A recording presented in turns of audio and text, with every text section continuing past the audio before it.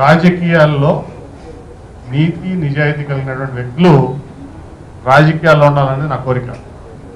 ఎందుకంటే చాలామందిని చూస్తాం ప్రజాసేవలోకి వస్తూ ఉంటారు. ఎందుకు వస్తాం? ఎజెండా ఏంటంటే మేము ఒక ఇంత పెట్టాం, మేము దానికి 100 రెట్లు ఎక్కువ సంపాదించుకోవడానికి అన్నట్టు ఉంటుంది.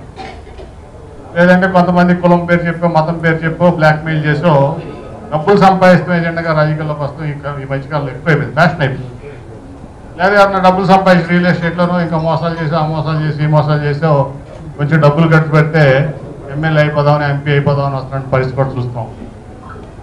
రాజకీయం అంటే ప్రజాసేవ అంటే చాలా త్యాగం కావాలి, సాక్రిఫైస్, సెల్ఫ్ సాక్రిఫైస్ కావాలి. అంత త్యాగం ఉన్నవాళ్లే రాజకీయంలో రావాలి. అంతేకాని మేమెంత డబ్బులు పెడతాం తర్వాత ఎంత డబ్బులు సంపాదిస్తాం ఇదే ఎజెండాగా ఉన్నవాళ్ళు రాజకీయంలోకి రావడం అంటే నాకైతే ఇష్టం ఉంటుంది. నేను రాజకీయంలోకి వచ్చిన పర్పస్ అది కాదు, నేను దాన్ని సహించను కూడా. సో నేను రాజకీయంలోకి వచ్చినప్పుడు నాకు 48 ఏళ్ళు, అంటే కొంత ముందు వచ్చినా నేను ఎంపీ పడి నాకు 48 ఏళ్ళు. ఇప్పుడు నాకు 58 నిండుతున్నాయి జనవరికి 22. ఇప్పుడే ఈ నెలలో 22కి నాకు 58 నిండుతాయి. నిజంగా కూడా నాకు నేను పుట్టిన ఊరికి సేవ చేసిన భాగ్యం నాకు విజయవాడ ప్రజలు ఇచ్చారు, అలా తెలుగుదేశం పార్టీ ఇచ్చింది, చంద్రబాబు నాయుడు గారు ఇచ్చారు. నేను చాలా హ్యాపీ దాన్ని. అట్లాగే ఈ 10 ఏళ్ళు నా ఈ అధికారాన్ని ఏదైతే ఎంపీగా ఉన్నానో ఎయిర్పోర్ట్ ప్రోటోకాల్ తప్ప నా కుటుంబం నేను ఇవి వాడుకోను. నా వ్యాపారం అనుకున్న సంగతి కూడా మీకు తెలుసు.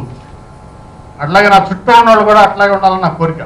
చాలామంది అనుకున్నారు నేను విజయవాడ వెస్ట్ తీసుకుంటే శ్వేత పోటీ చేస్తుందని. నేను క్లియర్గా మీ అందరికి మీటింగ్లో చెప్పాను, పబ్లిక్గా చెప్పానా. నా కుటుంబ సభ్యులు ఎవరో కూడా విజయవాడ వెస్ట్ నుంచి పోటీ, అప్పుడు బేగ్ లేడు, నా కుటుంబ సభ్యులు ఎవరో కూడా విజయవాడ వెస్ట్ నుంచి పోటీ చేయరు. అది బీసీలు కానీ మైనార్టీ సీట్ కానీ అది. మా కుటుంబ సభ్యులు ఎవరు ఇక్కడ రారు, పోటీ చేయరు. మేము రాజకీయం చేసేది ప్రజాసేవ కోసం, ఈ ప్రాంతం కోసం తప్ప ఏదో వెస్ట్ నేలుకుందామనో ఈస్ట్ నేలుకుందామనో సెంట్రల్ నేలుకుందామనో ఏదైనా సామ్రాజ్యం కాదు. సో ఇటువంటి వ్యక్తులు నిజంగా ప్రజాసేవలో ఉండాలి.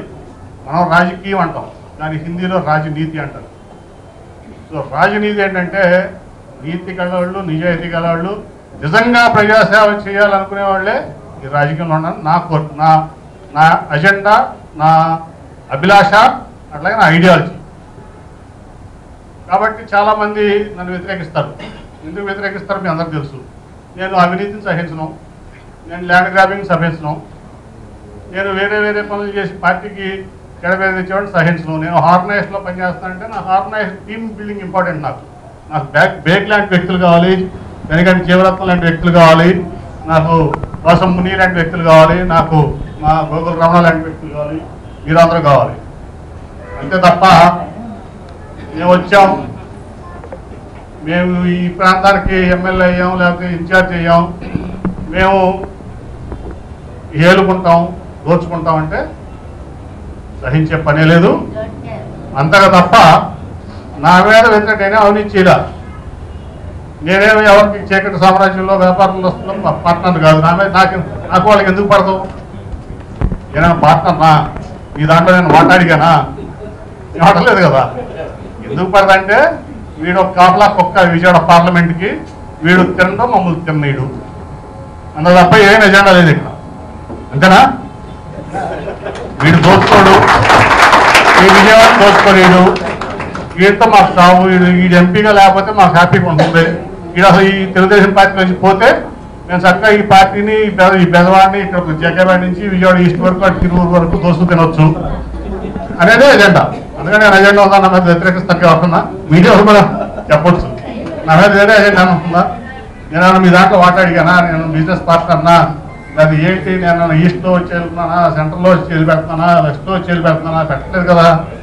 ఏంటంటే ఈ కాఫలో కుక్కాలి విజయవాడకి. వీడుండగా ఏ పార్టీకైనా, ఆ పార్టీ అనే కాదు, వైసీపీ అనే కాదు, ఎవడో కాదు, అవినీతి పనుల్ని సహించే పనే లేదు విజయవాడలో. నేను అంతగా వస్తూ ఎవడు ఎన్ని చేసినా కానీ దానికి సమర్థంగా ఎదుర్కోవడానికి ఇంతమంది నిజాయితీ పనులు ఉన్నారు ఇక్కడ, ఇబ్బంది ఏం లేదు. అట్లాగే విజయవాడ వెస్ట్ నియోజకవర్గం 2 సార్లు 2014లో నేను పోటీ చేశా. అప్పుడు బీజేపీ అలయన్స్ వెల్లంపల్లి శ్రీనివాస్ బీజేపీలో అభ్యర్థిగా పోటీ చేస్తే 3,000 అతను ఓడిపోయాడు. నేను 14,000 మెజార్టీ ఇచ్చింది ఇదే విజయవాడ వెస్ట్ నియోజకవర్గం నాకు. అంటే 17,000 క్రాస్ ఓటింగ్. 2019లో చెల్లెలు కనుక అమ్మాయి 9,500 ఓట్లతో ఓడిపోయింది. నాకు 8,500 మెజార్టీ ఇచ్చింది ఇదే పశ్చిమ నియోజకవర్గం. అంటే 2 సార్లు కూడా 17,000 క్రాస్ ఓటింగ్ నాకు వేసి ప్రజలు విజయవాడ వెస్ట్ నియోజకవర్గం అంటే రాజకీయ పరిణితి కలిగినటువంటి నియోజకవర్గం. మనిషిని చూసి ఓటేస్తారు తప్ప ఇక్కడ పార్టీలను చూసో ఇంకోటే కాదు. పార్టీ సరైన వ్యక్తికి సీట్ ఇవ్వకపోతే ఖచ్చితంగా ఓడిస్తాం, సరైన వ్యక్తికి సీట్ ఇస్తే ఖచ్చితంగా గెలిపిస్తాం అనేదానికి నా 2 ఎలక్షన్లే నిదర్శనం. అటువంటి రాజకీయ పరిణతి కలవనటువంటి నియోజకవర్గం ఎప్పుడు చెబుతా విజయవాడ వెస్ట్ గురించి. అన్ని కులాలు, అన్ని మతాలు సమానంగా ఉన్నటువంటి నియోజకవర్గం. బీసీలో మరి అన్ని కులాలు, ఓసీలో అన్ని కులాలు. అటు వైశ్యాస్ ఉంటారు, ఇటు బ్రాహ్మిన్స్ ఉంటారు, కమ్మ ఉంటారు, రెడ్డి ఉంటారు. అట్లా బీసీల్లో నగరాలు ఉంటారు, యాదవులు ఉంటారు, మిగతా అన్ని చాలా కులాలు ఉంటాయి. అట్లాగే మీకు ముస్లిమ్స్, క్రిస్టియన్స్, మీకు అన్ని ఇంత సమకూర్పుకున్నటువంటి అసెంబ్లీ నియోజకవర్గం ఈ 2 తెలుగు రాష్ట్రాల్లో, ఒక రాష్ట్రం కాదు ఉందంటే అది విజయవాడ వెస్ట్ నియోజకవర్గం. అక్కడ ఓటర్లు కూడా చాలా రాజకీయ పరిస్థితితో ఆలోచించి ఓటేసేటువంటి ఓటర్లు నిశ్చితంగా గమనిస్తూ ఉంటారు రోజువారీగా. యువగళం పాదయాత్ర నిదర్శనం. పాదయాత్ర ముగింపు సభ చంద్రబాబు నాయుడు గారు కూడా అవకాశం ఇచ్చారు ఆయనకి, లోకేష్ గారు, చంద్రబాబు నాయుడు గారు. నిజంగా కూడా విజయవాడ వెస్ట్ నుంచి ఒక మంచి వ్యక్తి, లాంటి మంచి వ్యక్తిని ఎన్నుకొని చట్టసభలో పంపిస్తే వెస్ట్లో పార్టీలకు అతీతంగా అందరూ కూడా మంచి వ్యక్తులు కోరుకుంటారు. కాబట్టి ఖచ్చితంగా నాకు ఎటువంటి డౌట్ లేదు, బేగ్ చట్టసభలో ఉంటాడు. అలాగే ఈరోజు పార్టీలో చేస్తుంది అందరూ కూడా, ఇది మీది పార్టీ. నేను అక్కడ ఉన్న ఎందుకంటే మీరు వీళ్ళందరికీ అండగా నేను ఉండాలి, లేదా వీళ్ళు చెల్లా చేతులు అయిపోతారు వీళ్ళంతా. కొన్ని కబంధ హస్తాల నుంచి ఈ వెస్ట్ని విముక్తి చేయాలని చెప్పి మాత్రమే నేను అక్కడ రెస్పాన్సిబిలిటీ తీసుకున్నాను.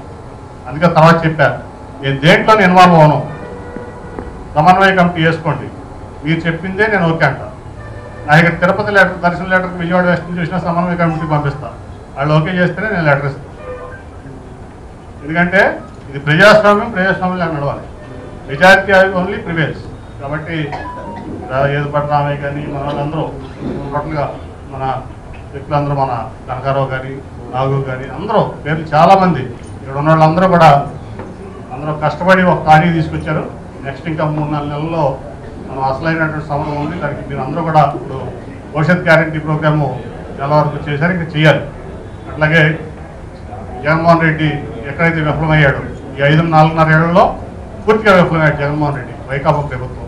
అట్లాగే 14 ఏళ్ళు మన చంద్రబాబు నాయుడు గారు ఏ రకంగా ఈ రాష్ట్రాన్ని ఒక దీనికి తీసుకొచ్చారో, మొన్న 5 ఏళ్ళు కానీ అంతకుముందు 9 ఏళ్ళు కానీ, అట్లాగే ఇప్పుడు రేపు రాబోయే రోజుల్లో ఆయన కాకపోతే మళ్ళీ ఈ రాష్ట్రం ఎట్లా అయిపోతుందో కూడా మన ప్రజలకు వివరించి మన పార్టీని గెలిపించుకోవడం ధ్యేయంగా ఈ 4 నెలలు మీరు అందరూ పనిచేయాలని మీ అందరినీ కోరుకుంటూ